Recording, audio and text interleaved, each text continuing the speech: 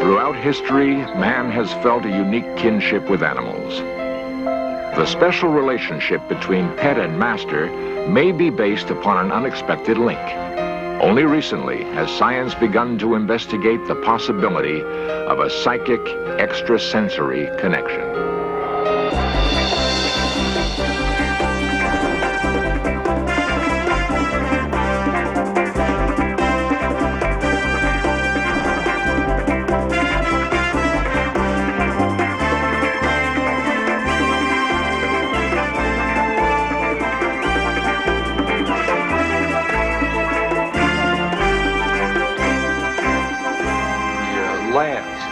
At the Psychical Research Foundation, this subject is about to begin an important experiment involving her pet kitten.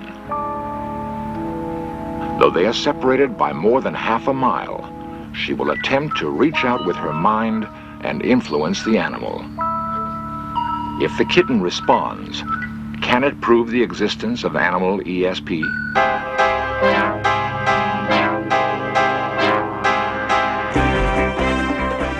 This series presents information based in part on theory and conjecture. The producer's purpose is to suggest some possible explanations, but not necessarily the only ones, to the mysteries we will examine. It is August in Walcott, Indiana, and Bobby is lost. He became separated from his family 5 hours ago as they were moving from their old home to a new home more than 2,000 miles away. They searched for him, but not finding him, sadly had to continue on. Now abandoned, he struggles through a long journey. We would expect him to turn back along the route they have traveled, to return to his old home. But Bobby pushes forward, searching for a place he's never known. No matter how great the obstacles, Bobby travels on as though drawn by some unseen beacon. Researchers call this side trailing, from the word psychic. It's often confused with homing, but it's quite another phenomenon. Homing occurs when an animal is taken away from a familiar place and finds its way back following normal sensory cues. A dog may follow a trail or remember familiar landmarks.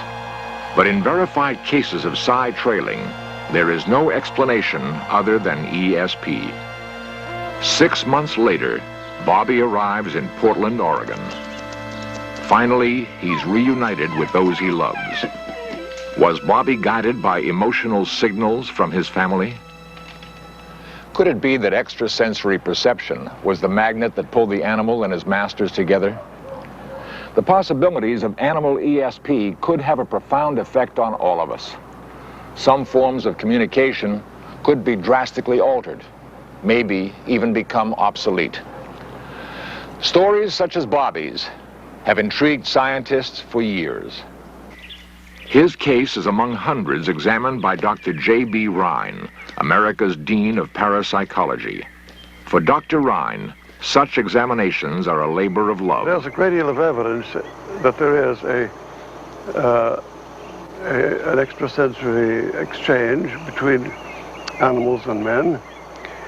We'd like to have more evidence. We'd like to keep the question open rather than making it a decisive conclusion at this time, but there's a great deal of evidence on it. Solomon! Come on, Solomon! Anecdotes of side trailing are not conclusive proof of animal ESP, but they do suggest that the bond between some masters and pets may be so deep that even distance cannot separate them. While a director at the Rockland Research Institute in New York, Dr. Hans Esser searched for laboratory evidence of this unspoken link between masters and their dogs. Each dog in the study was placed in an isolated soundproof chamber. Just get this electrode on here. There, his physical activity and heart rate were recorded. Dr. Esser selected dogs with a close relationship with their masters, feeling these teams would most likely demonstrate an ESP link. The master was then isolated in a separate soundproof room. So we will try in this experiment to replicate the bond established between you and your dog and in general between master and dog. Try to experience it as fully as possible so that the emotion you feel and you generate can be picked up by your dog. The only possible connection between master and dog would be ESP. Okay, the dog's lying down now. We can begin. Do you mark? All right. Start. You'll have the first event. Now. The master was shown a series of slides. Some were pleasant subjects, evoking a positive reaction. Others were disturbing. Would the dog perceive a change in his master's mood? The dog is perceiving probably emotional reaction from the master. This, in our thinking, takes place through the oldest part of our brain. This brain is non-verbal. It does not talk, but it does form the seed of our emotions. Although this experiment is a preliminary investigation, a pilot study, Dr. Esser did record a correlation in a few instances. He continued with phase 2. Gary, I do want you now to imagine exactly the episode of pleasure that you had this morning with Solomon, and in your mind recollect the whole event in the park. Finding laboratory proof of animal ESP is most difficult. This study is among the first to begin the search and raised an even greater question. What I am investigating is actually the so-called web of life, the relationships between every single living being in the large society of this earth. It is nowadays an ecological concept. How do we all hang together? While the study did not provide proof, it had set the theme for our search and would lead us to further fascinating evidence. Beyond emotions, might our animals also perceive when we are having an extrasensory or psychic experience? During times of great stress, people have reported having out-of-body experiences, feeling literally that they can leave their own form, hover above it, or travel to other places. Such reports are not uncommon. But some people, like Sherry Green, feel they can actually control the phenomenon. Sherry says she's able to have an out-of-body experience at will. Could her pet kitten respond to her experience? And if so, would this indicate animal ESP? A classic experiment tested this question. In search of reunited key investigators from the Psychical Research Foundation of Durham, North Carolina. Researchers take Sherry and her kitten to an observation room half a mile away. The kitten will remain here for the experiment. And this is where Jill's going to be. And Johnny's going to be charting Jill's movements and also the number of times that she meows. And this is where we want you to focus your experience. Sherry returns to the lab to have her out-of-body experience. The experiment is supervised by Dr. John Hartwell. Sherry, we're plugging in the last of these wires here now so that we can learn something about the physiology of this experience. In addition to how the animal responds, we want to know something about how it is that your body responds. We began to pursue these studies because the subjective nature of the out-of-body experience begs for that kind of research. For in this experience, a person feels like he is out of his body. He feels like he is out there and perceives the world from a different point of view, and perhaps he affects the world. Now, okay, in the critical moments before the experiment, Sherry's brain waves and pulse are closely monitored. She meditates and prepares for her experience. A half a mile away, the kitten is placed on the observation grid. She paces restlessly in the alien, unfamiliar surroundings. The experimenters wonder if the kitten's behavior will change during Sherry's experience. As Sherry meditates, she signals her experience is about to begin. Mark, that's 10:02. Sherry now feels she is leaving her body to visit her kitten. She attempts to calm and reassure it with her presence, to make it feel more secure in a strange place. Each trial lasted several minutes. Over 33 trials, the researchers found a striking correlation. Whenever the subject reported an out-of-body experience, the kitten became measurably quieter and calmer. Its behavior had changed dramatically. Whether the kitten actually saw or felt a presence, no one can say.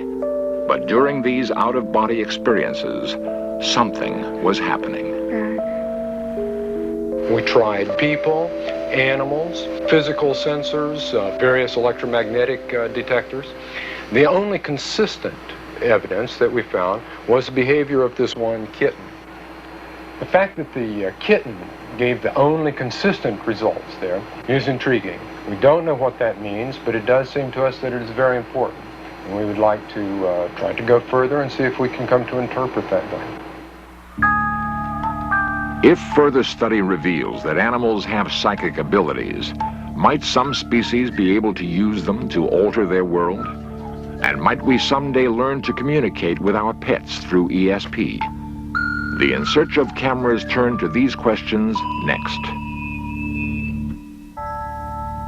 The possibility that animals can perceive their world through extrasensory means leads to further questions. Can they influence their world through psychokinesis, mind over matter? Could an animal with primitive mental ability, such as a fish, exert an influence on its environment? Current research suggests this may be so. At the Mind Science Foundation in San Antonio, Texas, Dr. William Broad conducts an experiment to determine if a Siamese fighting fish can alter the conditions in its tank. The male Siamese fighting fish is extremely aggressive. It displays hostile behavior to other males, and even to its own reflection in a mirror. Given the choice, it will seek out a male to challenge. To study the effects of this aggressive desire, Dr. Broad has designed a special aquarium. Along one side is a mirror that is only visible to the fish at irregular intervals, selected at random by a special generator. To determine when the mirror will be visible, the generator uses the same random principle as flipping a coin. Through many trials, the mirror should appear exactly half the time. Yet, when the fighting fish is placed in the special tank, a consistent and startling change takes place. The mirror begins to appear more than half the time. Could the fish and its desire to fight cause a change in the random operation of the generator? The fish seemed to influence the random generator.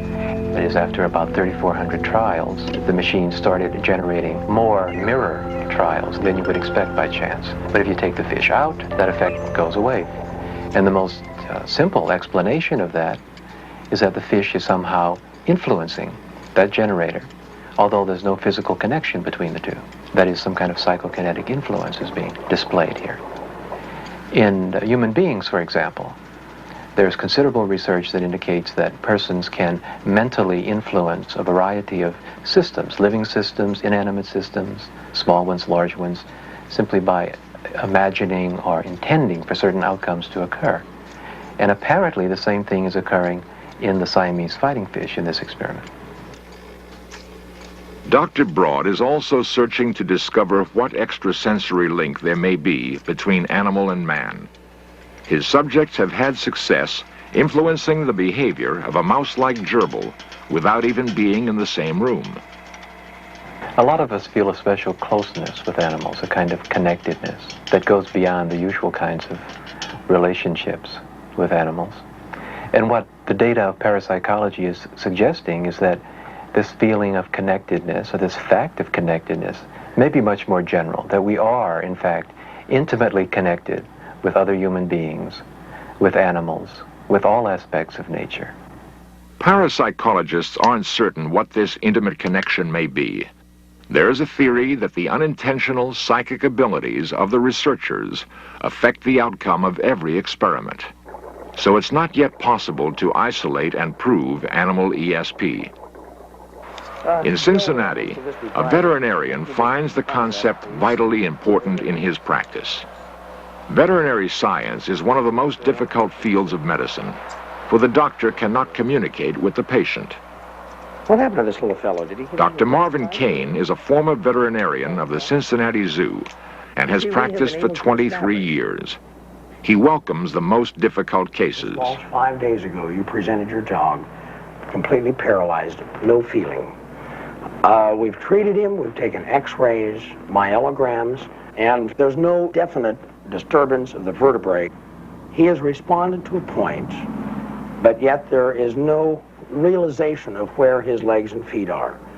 Having studied in China, Dr. Kane now teaches acupuncture to other vets and continues his search for new ways to relieve animals' suffering. One of his greatest allies is a consultant whom he feels has the gift of communicating with animals through ESP. She's Beatrice Lydecker of Los Angeles. I like to think of myself as a diagnostic tool to a veterinarian, because an animal can't say where it hurts, but he hurts. And the vets many times say, I know the animal's sick, but I can't pinpoint it. And I feel that when I first met Dr. Kane, he was skeptical. He wanted some proof, which I couldn't blame him. Now, after having been stimulated by the possibility that someone could indeed look into and perceive an animal's body and mind, this opened up a new possibility of diagnosis for me, and I decided to test Miss Lydecker and take x-rays of a known diagnostic patient and see whether or not she would come up with the same solution that I did. Dr. Kane prepared his test with a thoroughbred jumping horse whose tiny yet painful leg fractures he had already diagnosed.